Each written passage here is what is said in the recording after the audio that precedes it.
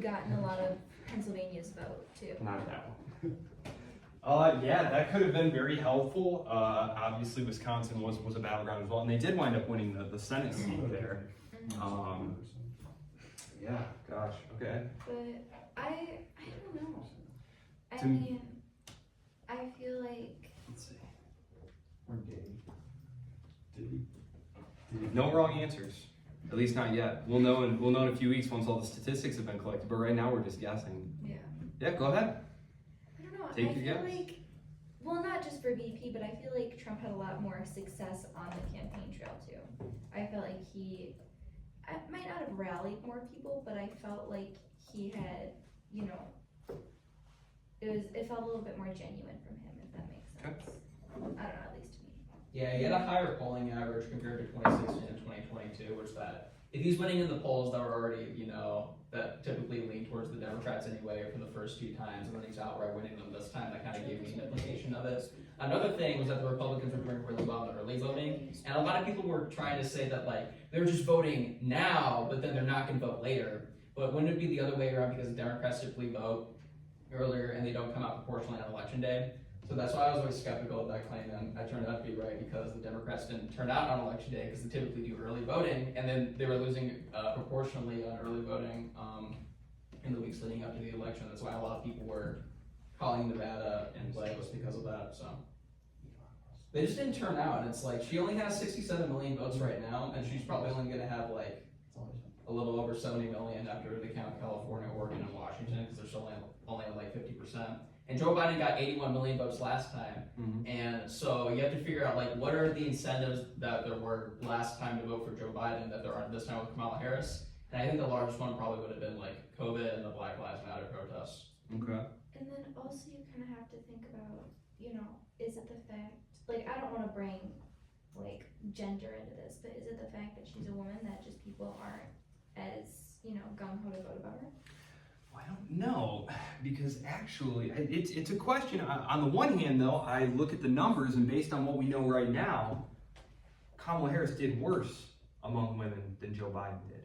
Mm-hmm. Trump actually marginally, and that's the thing is, I was explaining this to my son. This was one of the first elections where he's actually been old enough that I can explain, you know, the actual mechanics of how the Electoral College works. He's almost 12 years old now, so, you know, explained to him, I said, look, most of these states don't matter. Alabama will go red no matter what. You know, Donald Trump saying, I'm going to be the first guy to win New York. It's like, that's a waste of time. Couldn't believe he was stopping in New York. You're never going to win New York. He got crushed, obviously. He was never going to win.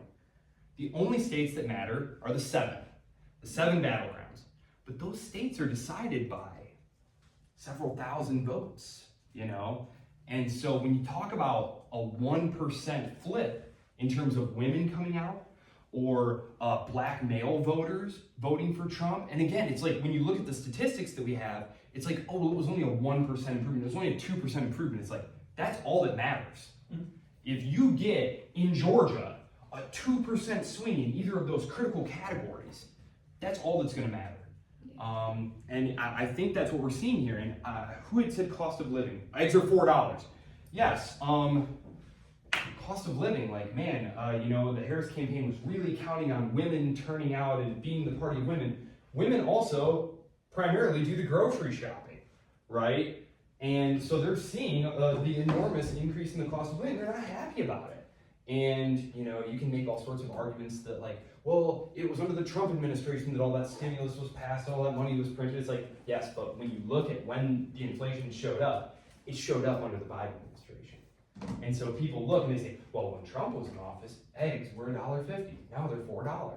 Well, Trump will bring back the $1.50 eggs, which of course he promised to do. That's not going to happen. It's not possible. But that's politics, right? Like that's yeah. I also think that Harris had way more blunders on the campaign trail. Oh. Like, it seemed like it was way closer, and then she had that blunder with the Christ is Lord guys at a rally, and that just really shot her in the foot. And you know, many states which have substantial evangelical voter bases. I think Trump did way worse with that. Like in the Madison Square Garden rally where they called, like, it was that comedian they called Puerto Rico trash. Trump has that margin for error, though, right? Yeah, Like, Trump, that's already counted that's for because already he's already said all their outrageous That's things. Can't really exact- even pin that's it against exactly him, it. so it's like it doesn't even matter. and it Whereas wasn't people- even Trump that said those particular comments. It was someone who was at one of his rallies, and so, you know, it's just Trump being offensive is so 2016, right? He's been so outrageous for so long that nothing shocks him anymore. And gosh, I noticed that the margin was bigger, but Green Party turnout as a protest against Harris's involvement with the Biden administration's support for Israel's war on Gaza. That would not have made the difference. That was one of those things where, you know, you knew they were going to try and blame the Green Party if they lost. The Green Party's, it's not Jill Stein, it was her vice presidential candidate, who's actually a professor at the University of Michigan, was saying he was under all sorts of pressure to drop out of the race to help Kamala Harris win. Theoretically, but when we look at the numbers, of course, she lost by greater than the number of votes that the Green Party got. So it can't be all that. And again, so I just go back to not excited enough. You talked about the authenticity of the interest, the excitement. One thing that you heard a lot of them talk about after she was made the nominee was, we didn't really get to vote on this. Yeah. Right? She's not really our candidate. We didn't vote for her. We didn't pick her. There just wasn't that same level of excitement. Another thing that's worth thinking about is how presidents, after they leave office, their approval ratings go up. Think about it. George W. Bush now enjoys approval ratings that are just like, what? The presidency of George W. Bush is approved of by what percent of Americans? And it's like 30% higher than when he left office. Trump too, when he left office, terrible approval ratings. But, you know, looking back, things get fonder, the bad things, we kind of forget about those. So Trump was the first modern presidential nominee who was able to take advantage of that phenomenon. They're like, hey, you remember when I was in office, things were a lot better then. He's able to capitalize on that. Oh yeah, you know, well, maybe it was a little better back then. So, you know, that's an interesting dynamic that's not usually part of our politics. Whereas Kamala Harris is standing there and they're saying, well, you've been vice president this whole time. Why is the economy doing so bad? Why is this going on? Why is that going on? If I'd been Kamala Harris and I had been nominated, I'd have thrown Joe Biden under the bus the very next day. I'd have said, I've disagreed with everything this old bat wanted to do, but nobody listens to me. I mean, who cares? He's getting put out to pasture anyway. You're fighting for your life here. They're asking her, what would you change? What would you change? Nothing. And she says, nothing comes around. It's like, do you want to try that again? We can reset the tape. Just pick anything. Like, forget Joe Biden. You're the nominee now. Like, you're the vice president. You have no actual power. Everyone understands that. Yeah. So if you just say, I objected to that, they won't listen. That was all his decision. Nobody listens to me. It was Jake Sullivan. It was Andy Blinken. Just blame everyone else. Yeah. Anything. She was too loyal to Joe Biden's administration. But then I also feel like if she did that, that would look really, really bad too. Look bad for Joe Biden. Yeah. I mean, Everybody looks bad. she's the vice president. She has no actual power. Yeah. So, you know, you might say, well, you know, she's not able to assert herself within the administration, but it's like, other than Dick Cheney, who basically ran the White House during the first Bush administration, like, no vice president really exerts that much pull. Yeah. That much power. So I don't know. It was interesting. I saw that Kamala Harris did call Donald Trump today to congratulate him on winning. I would like to see, for me, just a return to like the normalcy of like just winning and losing elections. 2020 was just so bizarre and beyond the pale to me. Like, it's not so serious, guys. It's really not. And you'll see very little is going to change over the next 4 years. Just as very little change. You're going to see. And so it's good to see that they just, you know, the normalcy of you know, accepting defeat and whatnot. Yeah, one wonders if the Democrats rigged it in 2022, why didn't they rig it this time? Forgot to rig it. I don't know. I mean, Riddle me that. To be fair, there were proportionally more in-person ballots as opposed to mail-in ones, right? Of course. Yeah, wasn't that their, like, one of their arguments was that they were just dumping in mail-in ballots? Oh, I mean, literally Yeah, they last just night like- they were saying, oh, they're trucking in a bunch of ballots in Philadelphia. It's like, come on, dude, get a recall. Did you see that there was like a... There's, for something that's so widespread, why isn't there any documented systemic cheating in the voting process? Like, there's literally zero. Like, you might be able to find like someone's Twitter video that they found, but like there have been tons of analysis of actual attempts to find voter fraud. And like, they don't find it. It's just not a thing. Did you see in like Georgia that there was like a threat at like a polling station that they had to extend the voting there for like another few hours? And then someone like bombed a ballot drop box in Washington. Yeah. Goodness, people, just chill out. Just chill, man. Huh. Well, I'm glad it's all over now. I'm glad it's all over. Another very good book, if you're interested, just as long as we're on this topic of American politics, it's called American Carnage: Inside the Republican Civil War by Tim Alberta. This was a really good book right here. And it explained the collapse of the party in the wake of the disaster of the George W. Bush years, and it charted the rise of Trump. I mean, it's this thick. This dude was on the trail with Trump, and went back and did all. It's a really impeccable book. It's called. Oh, I'm so sorry. My monitor isn't on. I'm sorry. I was pulling up Steve Karnacki's one for you too. Yes. So The Red and the Blue and American Carnage. This book especially is very, very interesting, because he takes you behind the scenes with Trump, and he actually had access to him during those months before he was president. And it's very, very good. It's very, very good stuff. You get to see how the Republican establishment, was trying to fight back against him and all those different things. Of course, now Trump is the Republican establishment. Okay, so very interesting stuff. I'm going to go through that quiz that I gave you. It's not really a quiz, it was more of a pre-test. And then we'll get on with the business of the business. I called it a practice test, that's what we called it. Okay, practice test time. Here we go. So, did you all try it? It's ungraded. So, did you all guess if you didn't know one? Or look it up? Through it, but I didn't want to write down an answer that was wrong. Oh, it's not graded. Oh, yeah. I haven't gotten to it yet. No worries. Well, here are the answers. Okay. This ancient Greek philosopher described politics as a cyclical process whereby cities invariably progressed from rule by an aristocracy of philosopher kings to rule by warriors obsessed with military glory and honors, that was called timocracy, to those oriented toward the acquisition of wealth, oligarchy, to rule by the many, democracy, and then ultimately tyranny. And then the process would start over, the big cycle. And that, of course, was Plato. This ancient Greek philosopher took a more positive approach to political philosophy, arguing that real-world examples of rule by one, rule by a few, and rule by many showed that it was more about how well regimes managed to balance the competing forces within the society to satisfy the common good than about the strict form of the government in question per se. That was, of course, Aristotle. Yes? Is that view in itself being a realist? Yeah, oh yeah, very much so. Okay. If you are a positive theoretician, you are mostly concerned with realist questions. So you're just judging the practicality of what the government is doing by its asserted efficiency and not more so the system in itself? Absolutely. Absolutely. Yep. The Roman politician and political theorist who presented the Roman Republic at its height as representing the perfect form of government, a mixed constitution of checks and balances that upheld the rule of law, cultivated the moral fiber of its citizens, and maintained the res publica, or public governance for the good of all. That was Cicero. Fair. Is public governance for the good of all the same thing as common good? Or common value? Is public governance. For the good of all, just that. Public governance for the good of all. Yes. They had a very specific thing in mind, that you were trying to create a government where there was the rule of law that was very critical, equal treatment under the courts, and the protection of your property.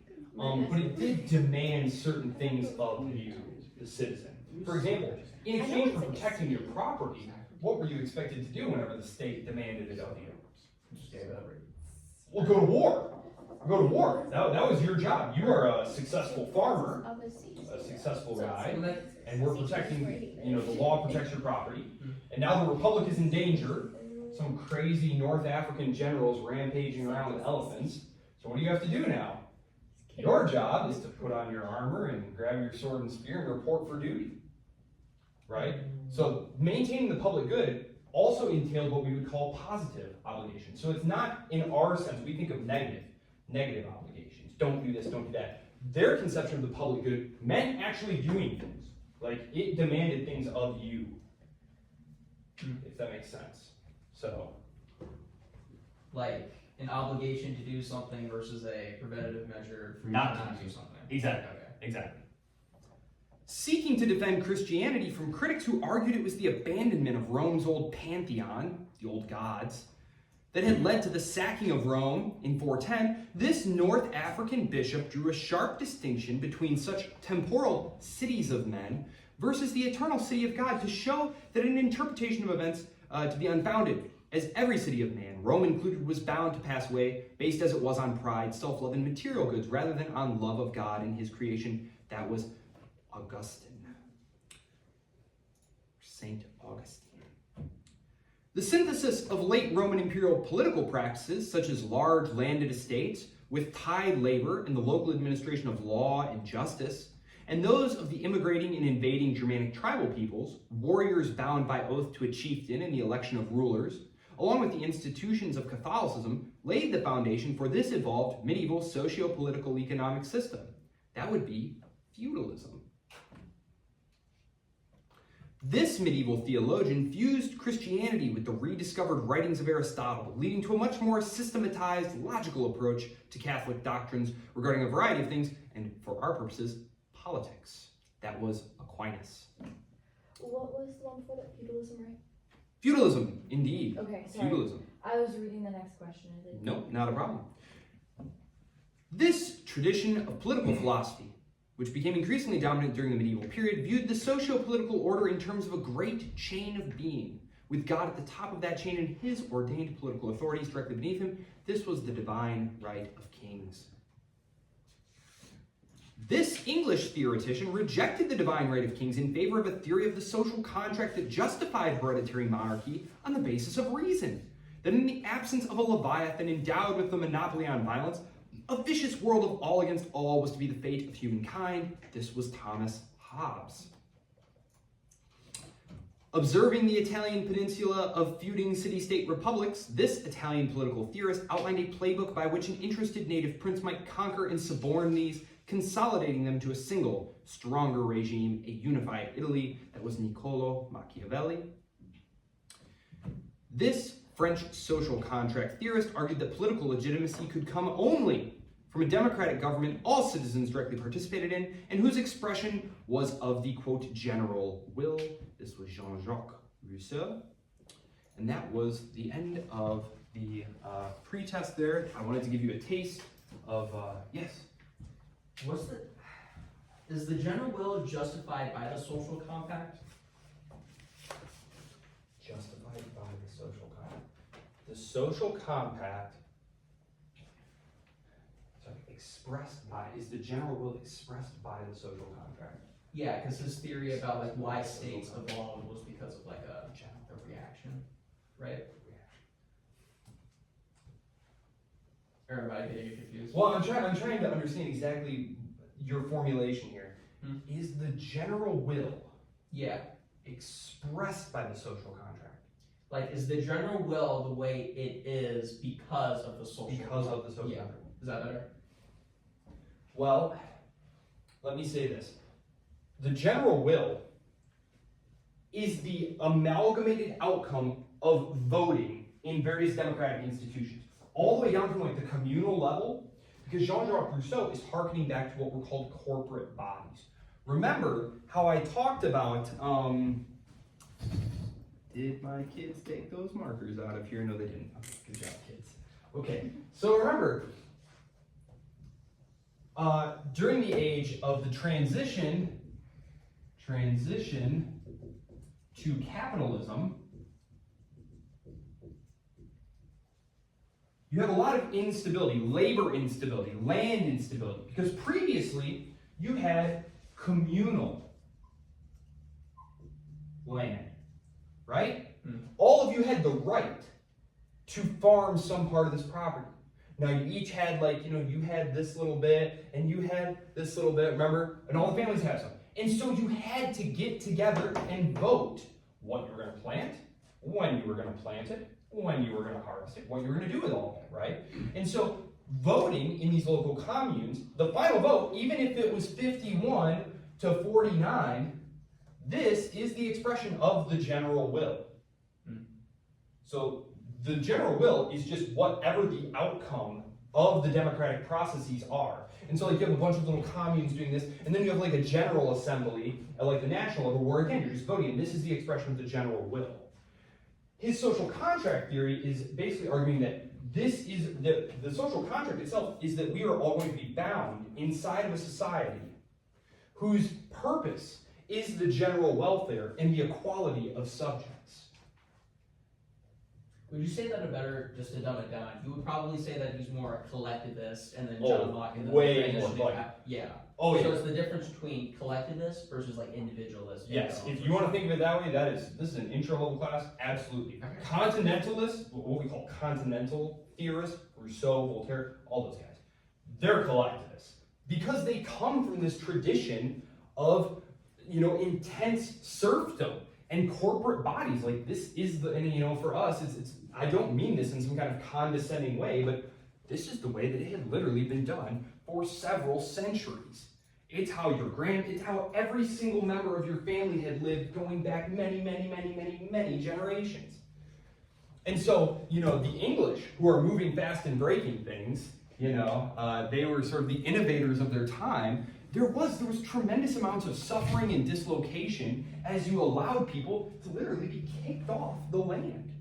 Right? When you privatize the land and allow people to start farming it and kicking people off and you lose your rights to these land, you have tons of paupers, the cities fill up, it creates all kinds of social instability. They're going to be very receptive listeners to some of the more radical ideas of the English Revolution. For example, the levelers, and the diggers, and the fifth monarchists. Like, if you really want to get into like the English Civil War, there's all sorts of like radical, like proto-communists running around, and people like Cromwell and them who, they were I'm going to talk about this in the context of the American Revolution, but basically the people who are running these revolutions, just like in the American sense, they're the gentry. They're the well-to-do fellows, right? They've got money and land, they just don't have political voice. And so they're saying it's not just that we should be taxed without us saying things. And all the rabble down below are saying, hey, us too, and they're like, quiet down there. That is what we're going to see here. Yes? So would you say the evolution of like capitalism would kind of fall like between this line of an agreement between the government that as long as you oblige yourself to give over this percentage of your income via taxes or whatever, and then you're able to just do what you want for yourself, and then that's kind of like a mutual relationship in a way? That they uphold their individuality, and as a result, they'll be obligated to adhere to the government? That yes, if the only thing that they were really concerned with, because kings had a great deal of power and prerogative over the domestic population, and again, it's hard to speak in generality because each country was different, things like toleration, like of different religious minorities and things like that varied from place to place. The right of kings to tax you, that varied from place to place. What sort of social freedoms you had and economic freedoms, it varied from place to place. The English, though, were at the cutting edge, really, of individual liberty. And so you were essentially consenting to being governed, but it was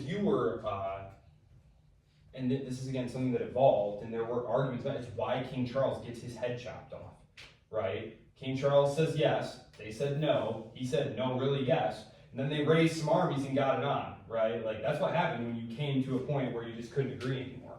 And so the price for getting a new king, the so-called Glorious Revolution, was you got a king who agreed to a Bill of Rights that spelled out all the things that you were protected from, the government by. And this is in the 1680s and 1690s. And we're going to talk about this today in the context of the American Revolution because they're hearkening back to these freedoms and saying, hey, these freedoms were granted to our grandfathers, great-grandfathers. How come because we crossed the ocean we no longer have the rights of Englishmen? So, just to go back, any questions on the quiz? It's not even a quiz, it's a pre-test. This is something you'll see like 90% of these questions on the final exam. So hold on to this thing. Okay, I'll even make another one in a couple weeks that includes the other social contract theorists, the nationalist ideologues that will cover the 19th century, Federalist paper questions, all that good stuff, right? Yeah. How many questions are going to be on the final exam? How many did I say were going to be on the final exam? I think I remember 40. 40? Sounds about right. I remember 4. 4? Like- That's what I heard. All right. Okay. I Let me don't like- let I me don't take a like look. the 4 idea of sounds 4. low. Let me see. I like the idea. Let me see No, here. because if you get 4 one sounds. question wrong, that's an automatic Yeah. 75%. Yeah. 4. I don't think you want 2 4 questions questions wrong is automatically failing. 3, 16. Yeah. True that. I would rather where is take the a test with 100 questions. syllabus? Hopefully I named it. Yes, I named it 316 syllabus. That was good. Sometimes I'll name things really weird stuff. Okay. Final exam. 40. Who said 40? You said 40? Okay. I should get. Oh, wait a minute. No, there's technically 41. I'm sorry. No, I there's should- 40 multiple choice questions. And then you get to choose one of 3 short answer questions. You will have, therefore, most of the I'm planning on giving you most of the multiple choice questions ahead of time. So how many do we have here? Like 12, 13 questions? You'll get another one of 12 or 13 questions. We'll do the exam review. And you'll get those short answer questions ahead of time so that you can know, okay, this is the one I want to do. You can have your book with you to be like, okay, this is the thing that I want to cite to make my argument, right? We always want to point to our primary source and say, this is why I think this. Yeah. I feel like I should get like extra credit or something for the fact that I. It will be, I will place that under due consideration. Thank you. What does the extra credit do? Extra credit is due the final day of the semester. Yeah, give me enough time to read it. Okay. Yeah. How does so are you just supposed to make like an argument in favor of like a specific ideology, or are you supposed to say you agree with like a specific person and what they thought in defense of something else? Is it like your own preference, Sorry, or do you what is this in relation Multiple to? choice questions. the Multiple choice? the exam? You said that Or there's a not short multiple answer choice. portion of There will be 3 short answers, so I'll say something like, what were the primary differences in political outlook between Locke and Rousseau? And you'll say, well, Rousseau, being a continentalist, was a collectivist, whereas John Locke, being part of the Anglosphere, was an individualist. The end. So it's just it's matter of fact and not like it isn't. I mean, of course, I mean, there may be some aspect that you can give your opinion, and you can say, and I hate Jean-Jacques Rousseau so much that if it were up to me, no, you can write whatever you want. So, yeah. For the written piece, are we allowed to bring like if we have sticky notes in our book? Sure. Okay. Sure. Whatever helps you do best. And then the extra credit. Yes. Who asked about extra credit? You did. Okay. Just to be clear, I posted the link there. It is a PDF. The pages are so short. Like I was surprised at how long the digital thing is because like the pocket book of it that I have is like 40 pages. Like it's so short. It's so easy to read. Read that. It is unlike most everything that we're going to read.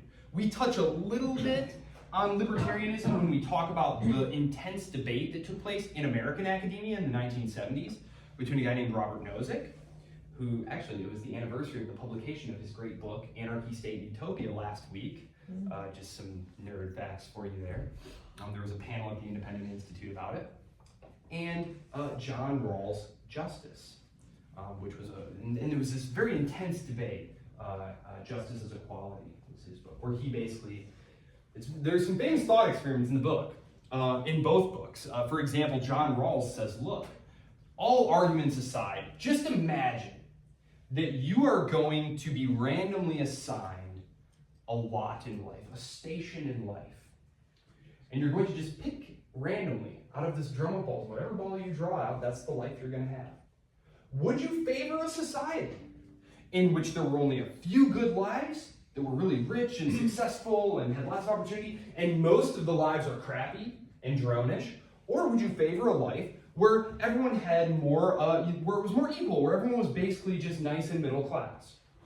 And he argues that a rational person would choose a society where everyone was mostly middle class, rather than having, the range of outcomes there. Isn't that just like dystopian thinking then?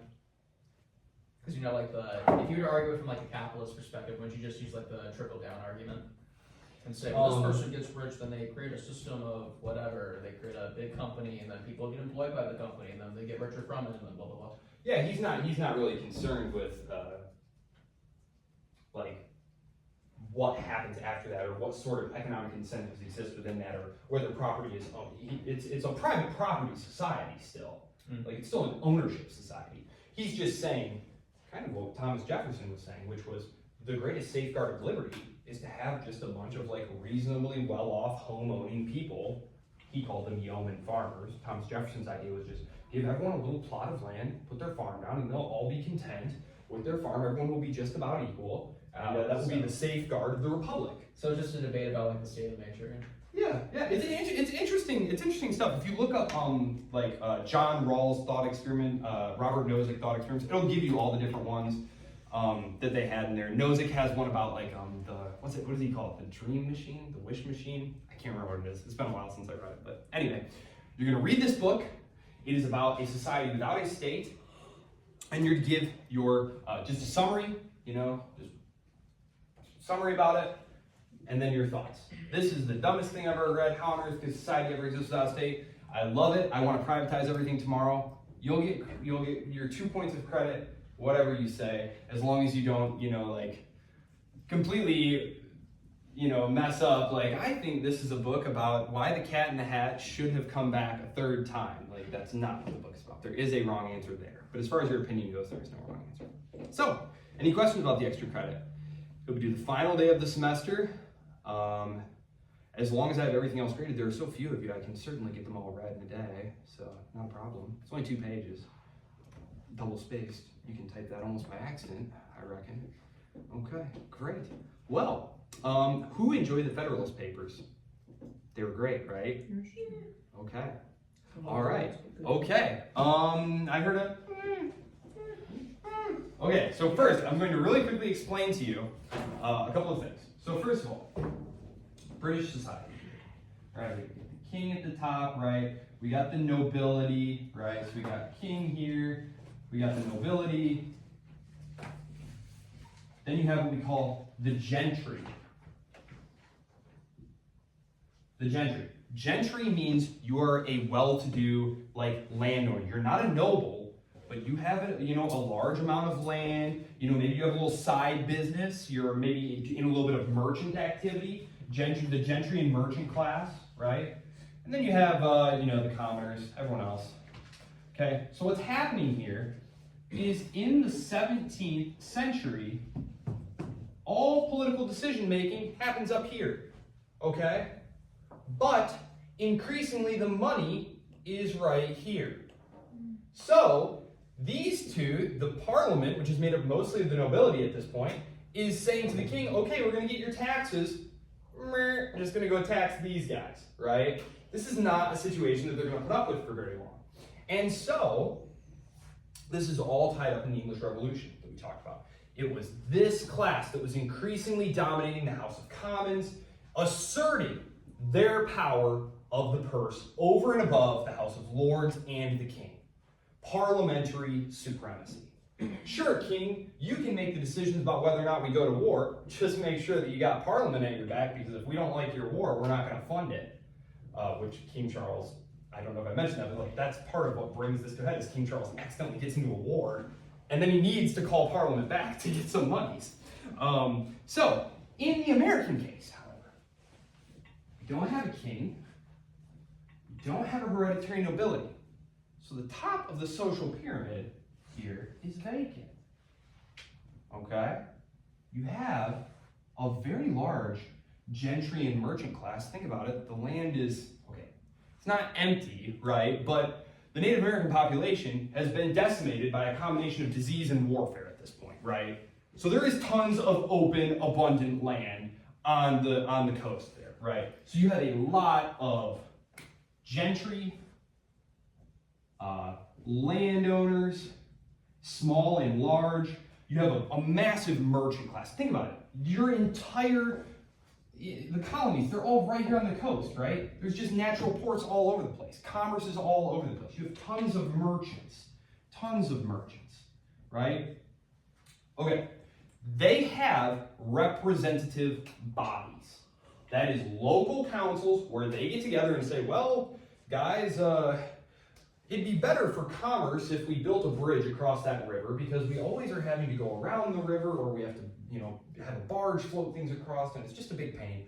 Let's get some money together, and we'll build the bridge. And so they vote locally, and they say, okay, we're all going to contribute 6 pence or 2 pence or whatever the case may be over the next year. We're going to build this bridge. Okay. So what's happening though is that the English here in the 17th century are busy fighting each other, and they're busy fighting the Spanish and the French and a bunch of continental wars. They essentially aren't paying any attention to what's going on in the British Americas. It was a policy known as benign neglect. They were just leaving them to do what they wanted to do. The colonies were very excellent. They sent lots of good timber and salted cod and lots of great stuff over to the mother country, right? So things are going well. Well, war happens. We call it the French-Indian War. Everyone else calls it the 7 Years' War. The 7 Years' War, indeed, because it lasted for how many years?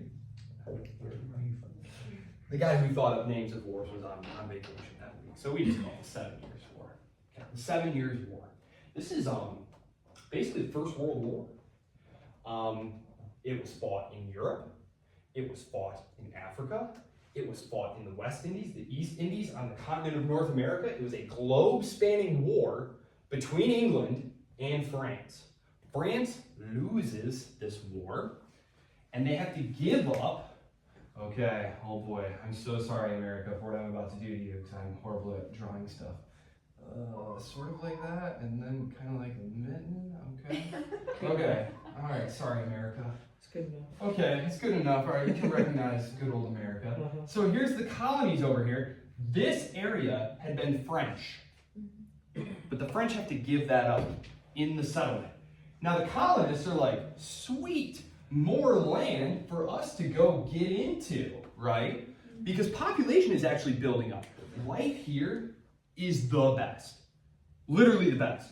England, it's crowded, the soil is getting depleted, it's just horrible, grimy, grubby, the people are stunted and undernourished. Here in America, they're big and strong and out in the outdoors, and there's, just lots of fresh air and land, and everything's bigger and stronger. Thomas Jefferson actually sends back specimens because there's all of these, European intellectuals saying like, well, the things of the Americas are, degenerate and weak, and so he's like, oh, really? And Thomas Jefferson sends back samples of like flora and fauna and stuff, showing that like, no, actually everything is bigger and stronger and better in America.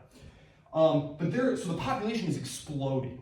There's not war, there's not disease. They want to get into this new territory, right? Okay, well, the British authorities, though, say, No. Actually, no. We don't want you going over there because there are Native American tribes here, right? There are Native American tribes here. They want to leave this as a buffer zone for the time being. We just fought this huge, expensive war. The British government is in more debt than it's ever been. The Parliament is kind of in a real pickle here. They're in a huge amount of debt. They just fought this huge war. It looks like Spain is getting ready to pick a fight. And so the British government just say, okay, look, no coming over here, okay? And as they're having this debate, the colonists actually do provoke a war. It was called Pontiac's Rebellion. And the Native Americans wind up like slaughtering some British garrisons and stuff, and it takes a bunch of money and material to go put it down. So they're like, okay, this is exactly what we knew was going to happen. So just chill on the migration coming this way. This is a huge grievance, though. Number one, you have poor settlers who want to go out there and get some free land. Right? Just go out there, throw a claim down, bada bing, bada boom. That's how you do it. The wealthy members of society, so you have all of these landless people. The landless, these are people who are day laborers, either in the cities or on the farms. They want to get over here and get a piece of the land for themselves. The wealthy, meanwhile, people like George Washington, they don't want this land blocked off because they like to speculate on land. That means you just go buy several thousand acres for a penny an acre, way out here, and then you go survey it, and, eventually, once, the proper amount of time has passed and we fenced it off and stuff, we'll sell it in parcels for a nice, huge profit to these settlers who are coming out. So all the colonists are in agreement, we got to get over there. The other thing that they're furious about is taxes. Again, these are all Englishmen. They have their own local representative bodies, things like the House of Burgesses in Virginia. That was the name of their local assembly. And so when the British government says, okay, we're super broke, we need to raise some money, we just fought this huge war to take the French out of here, to relieve the security situation over here. We just want the American colonists to help pay for the garrison of troops. Basically, they're setting up garrisons here, right? Like you still have the Spanish over here, the French are still hanging around. They basically just want to set up a bunch of garrisons here, and they want to raise, I think it was 70,000 pounds annually, which was a pretty small amount. The crown was going to cover the rest. They wanted the colonists to start helping to pay for their own security. The colonists object. Not because they object to paying for some military outposts, not because it is overly burdensome or anything. They object because they were not consulted. They had no representation in Parliament. They had their own local governments. And so they are objecting to the right of being taxed without representation. That's the famous expression, right? Taxation without representation. And what they are asking for is for the government in London to recognize their own parliaments in each of the colonies as like co-equal with the parliament in London. And of course the parliament in London says no. And push comes to shove and a war breaks out. This is not a class about the war, but this is the background for the war and the political philosophy that is the impetus for the war. Now, they win the war. George Washington is able to avoid terrible defeat in the field and basically just bleed the British out of the war, right? The British are a very long way away, the war is very expensive, and eventually they just give up, essentially. The British give up.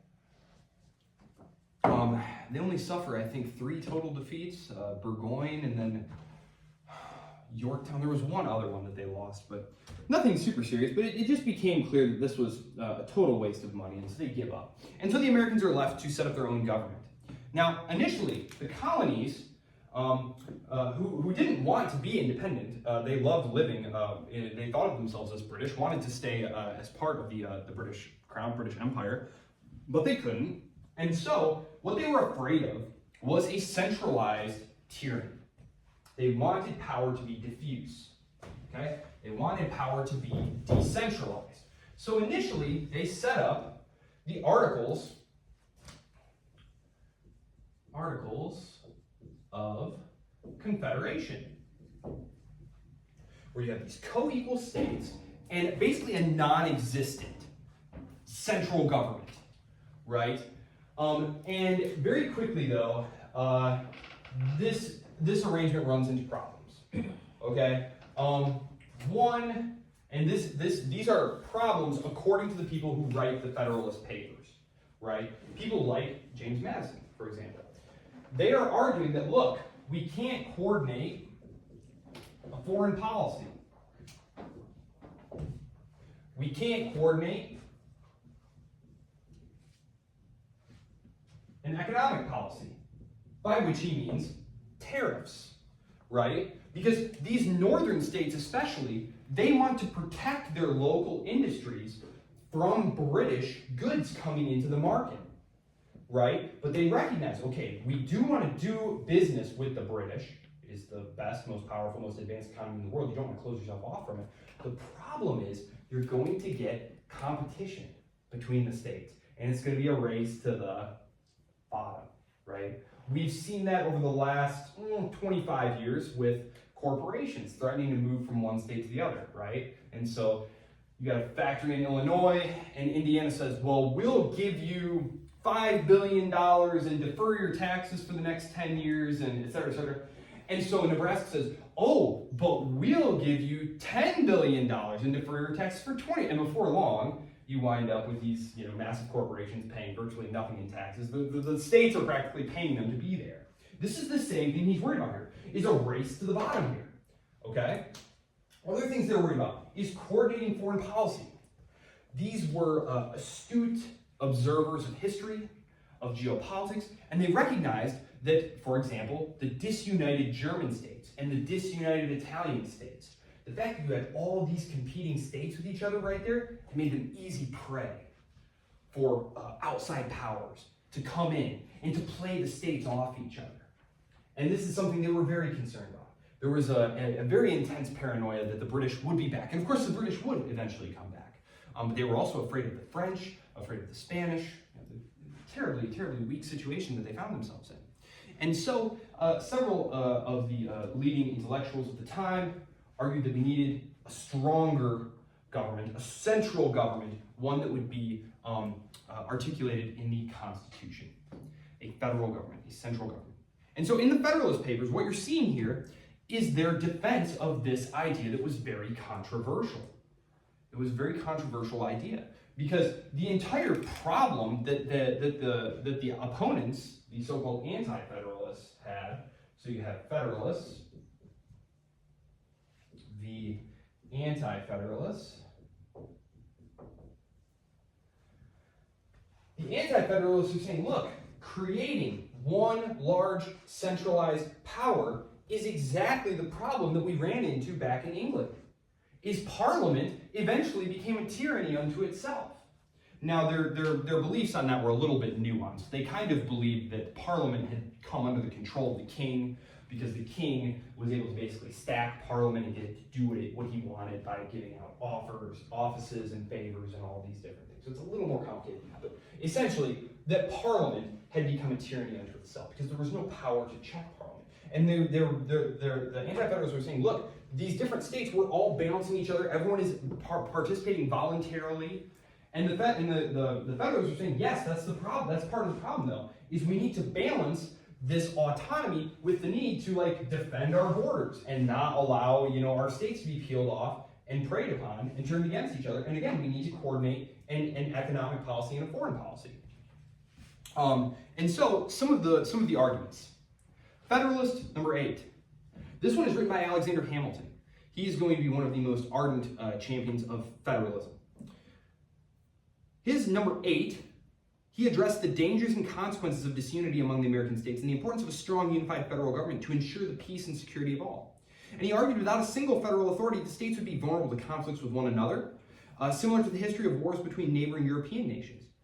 And he warned that if the states were left to operate independently, each would likely form its own standing armies of self-defense, which would lead to more taxes inside, permanent standing armies, permanent taxes, and these were seen by all Englishmen as inimical to liberty, standing armies. So, because these would erode civil liberties, they would shift the balance of power away from civil government and toward military leaders. It would undermine Republican values and lead to the development of militaristic societies where freedom was sacrificed in the name of security. So this is the argument of number 8. Number 8. Yes? Was it also, do you know the phrase, I think it's from Fed 70, right, where he talks about the energetic executive? Oh, yes. We shall get to the executive indeed. Did he also write that one? 70? Was 70 Hamilton? I don't think so. I think it was... Yeah, Hamilton. Yeah. Oh, it was? Yeah, he was a big believer in the energetic executive. Yeah, 47. Oh, we shall get to it. Indeed, we shall. Federalist 47, James Madison. James Madison, the author of the Constitution. The author of the Constitution. He wrote basically the whole thing. There was some tweaking, but he basically wrote it. He showed up ready to play. When he shows up to the Constitutional Convention, everyone's like, so what are we going to talk about? He's like, well, I just happened to have jotted down some notes. Boom! Constitution. James Madison was uber prepared. So, 47, he explores the principle of the separation of powers among the legislative, executive, and judicial branches of government. Good reader of his Montesquieu here. His purpose here is to defend the proposed U.S. Constitution against the charge that it violates this principle. He's arguing that no, it's not centralizing all power in one single body that will, turn into a rampant tyranny. The Constitution will allow for some overlapping functions between branches of this federal government, allowing them to check each other. So there's going to be sharing of powers between state and government, right? And then there's going to be sharing of powers within the federal government. So he's, of course, building on Montesquieu, who we talked about several weeks ago. But he allows each branch a certain degree of control over the others while maintaining their independence. That's the idea anyway, striking that necessary balance. And he contends that this rigid separation of powers will actually weaken its ability to function, but it will prove a safeguard against tyranny. 51, also written by Madison, addresses how the structure of the proposed government under the U.S. Constitution will preserve liberty by ensuring that no single branch becomes too powerful. And let's see, and he explains that we need to do this because people are not inherently virtuous. So we have Madison commenting on the nature of human beings as he sees it. This is something that we've noticed in a lot of political philosophers, right? They talk about what their belief about human nature is and why we need to do this or that. They are not inherently virtuous, and so institutions must be structured in a way that counterbalances this tendency in human nature. Quote, this is a famous one, "If men were angels, no government would be necessary." So, let's see. Yes, go ahead. I was going to ask you if that's where men are angels or. Yeah. Okay. Yep. Okay. And then. Madison also here addresses the concern about the power of the legislative branch, the equivalent of parliament, basically. He acknowledges, yes, it will naturally be the strongest due to its control over the creation of laws and funding. Remember, the executive's role, we're all kind of confused by this now because it's like the president's the most important and he makes all the decisions. No, originally the president was very weak and was just an executor. He executed the things that Congress had him do, had made those laws. He executed the laws that Congress made. To mitigate this then, he of course suggests dividing the Congress, right, into an upper house and a lower house, and also providing for different mechanisms for elections in each, right? And this is also meant to satisfy the different complaints of the small states and of the more populous states. Yeah. That's it's called the Connecticut Compromise, right? Because it was the New Jersey plan and the Virginia plan? Yep. Very good. Yes, indeed. In Federalist number 70, I still have a few minutes here. Federalist number 70, yes. The strong executive. Hamilton. He argues for the importance of a strong and energetic executive as essential to effective government. Hamilton contends here that a single powerful executive will provide the necessary decisiveness, speed, and accountability to lead the nation during times of crisis. And this is important because really, he's talking about foreign policy here. He's saying, look, we need to deliberate.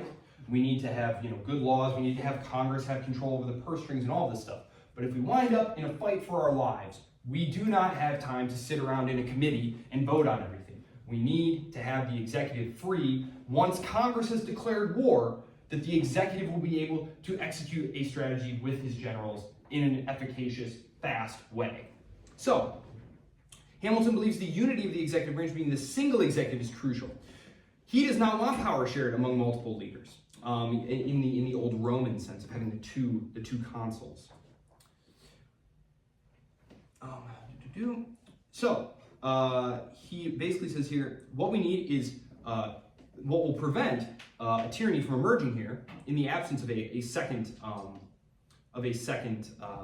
president, like a co-president, like two consuls, is number one, you can have a process of impeachment to remove that president. Also, the duration of office that will be very short. He will be subject to election very quickly.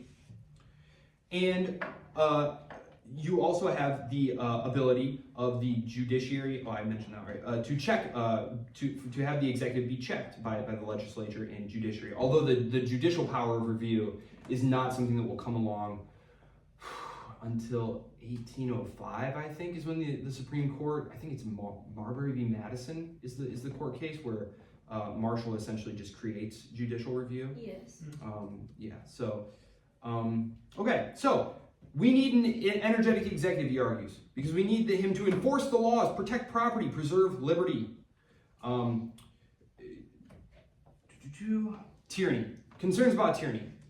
A single vigorous executive will not necessarily lead to authoritarian rule.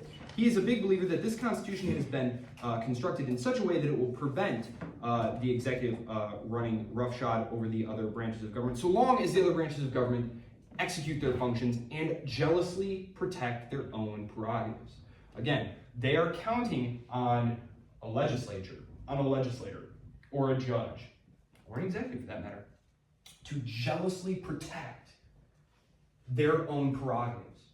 The idea to them that Congress would just kind of, toss away its right to declare war. One of the only real pieces of foreign policy control that it has, they never would have imagined that would be possible. Because this would lead to war, war leads to armies, armies lead to taxes, and taxes and standing armies are the known instruments of bringing the many under the control of the few, which is something that Madison says in one of his other writings in the Federalist Papers, where he says, don't worry, the executive will be powerful, but he won't be able to drag us willy-nilly into wars and enslave us all. That won't happen. But yes, those are the four Federalist Papers that I had for you there. The vote is very close. The vote is very close. It winds up getting one more vote than it needs. Eventually, one of the other states, one of the laggards, comes along and ratifies it. I think it's New Jersey. No, Rhode Island? It's one of those tiny little northeastern states. But that is the American example. The American Revolution, then, is a conservative revolution. Friday, we will see a radical revolution. This is a conservative revolution. This is the leaders of society saying, we are going to make the political decisions, rather than these governors who are being sent by the king and nobility, right? People like Townsend, who are being sent over by the king to extract taxes from these productive, prosperous Englishmen on the basis of the commands of Parliament. This is not a revolution in the social order. When we see the French Revolution on Friday, and remember, we are meeting Friday this week. I know it's a little unusual, but I will see you here on Friday. We are going to see a radical social revolution. This American Revolution was a strictly political revolution. It was those who are the leaders of society saying, we are going to make the political decisions, and that is exactly what happens. The French Revolution will be a political and a social revolution, until Napoleon Bonaparte comes along and says enough with all that. I will see you Friday.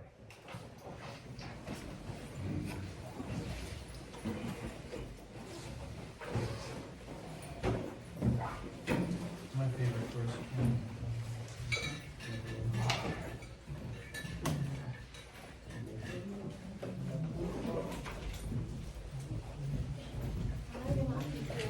I know you've got cross this Friday? Yeah. Nice. Good luck. Have a good Good rest luck. of your day. Leopard. You as well. Good rest of the day to you too. Good luck at cross. Thank you.